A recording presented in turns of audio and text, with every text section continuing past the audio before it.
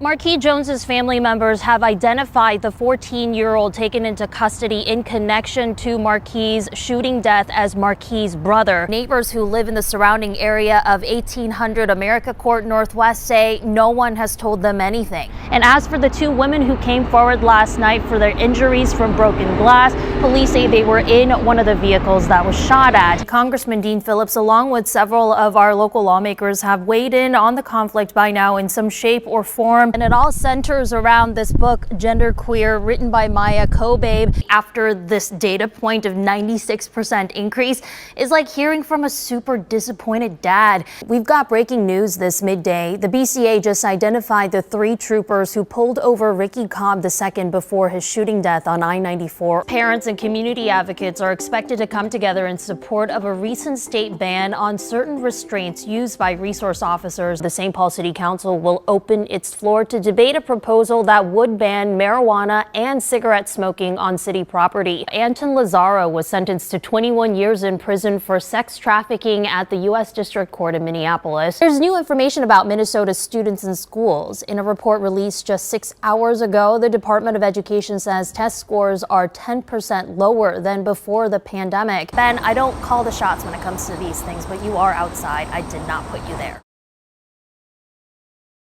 So we got in that bucket. A firm believer that the outdoors is for everyone. You have to learn how to take your fish off. Ray Ruiz is generous in his sharing. I saw a huge gap in the community, and I thought it was, as a professional outdoorsman, I thought it was my responsibility to do something about that. So I did. I started my nonprofit. Through Baztec Fishing and Outdoors, Ruiz gets kids hooked. It's like a catfish. On everything Minnesota has to offer. That's what makes what we do so special. It starts off really small, and as you can see, it sparks these kids just go crazy over the outdoors and fishing. Now is it a baby?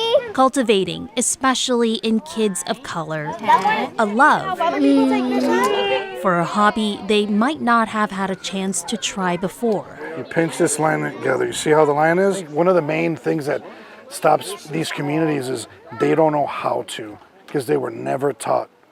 You know, and if they had someone in their family that did fish or did hunt, it wasn't passed down. Ruiz says he only caught the outdoors bug after his father showed him how. When I see these kids out here, it fills me with joy. The joy that comes from what my father taught me. This is generational. And a father figure he tries to be for the kids who show up day in and day out. My dad, I think about my dad. And I think about all the kids that don't have dads. You know, and I was lucky. I just feel that passing this knowledge, these little things, take care of all these bigger things in these kids' lives. These 2 hours that we're out here, we're teaching knots, we're teaching how to remove a bullhead. These things you can take and you have a lifetime of skills. An indelible mark on each child's childhood that one summer in Minnesota made unforgettable. If someone later on remembers some hairy guy teaching them how to fish, well, I'm honored. I am. And I'm more honored because I can say those teachings that you've learned came from my father. Sharon Yoo, KARE 11 News, Minneapolis. As warm days become few and far between, we introduce you to a woman who is interested in embracing the art of kayaking by professing her love for the mighty Mississippi. I also found out she's also lifting the voices of BIPOC outdoor enthusiasts who say nature really belongs to no one. Of all the charms Minnesota's water bodies have to offer, I feel really centered when I'm with water. Devin Brown finds the longest one the most dazzling. The history of the Mississippi River, it's the Nile of North America, one of the longest rivers in the whole entire world. Ask this kayaker how much she loves the Mississippi, and she'll tell you enough to paddle down the entire 2,300 plus miles of it. I mean, strong woman, fast boat. When I do this trip, I will be the first Black woman on record. And I like to say on record because we know that enslaved people have made this journey up and down the river. So part of it is to honor ancestors. The journey's called Source to Sea.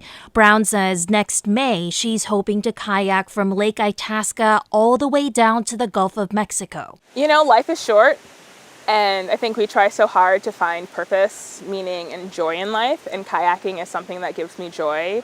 The Mississippi River is a piece of nature that I've fallen hopelessly in love with, and to spend that time learning all of her bends while also learning about myself a little bit more just seems right, and it's been a decade in the making. The solitude of gliding down the water, also something Brown prefers as opposed to the 10,000 alternatives. As far as paddling on the lakes, I haven't had the most positive experiences dealing with other people on the lakes, whether it's people not knowing directions and safety or just people having comments and remarks about me being on the lake. Remarks about diverse populations paddling, remarks about my community-funded boat being very nice and whether or not I should have it. Just remarks that make me feel like I don't belong in nature in those specific areas. Do I want to ride? But here, Yeah. she's left alone, exercising her right to enjoy all that nature is generous enough to share. We have people telling us or showing us that we don't belong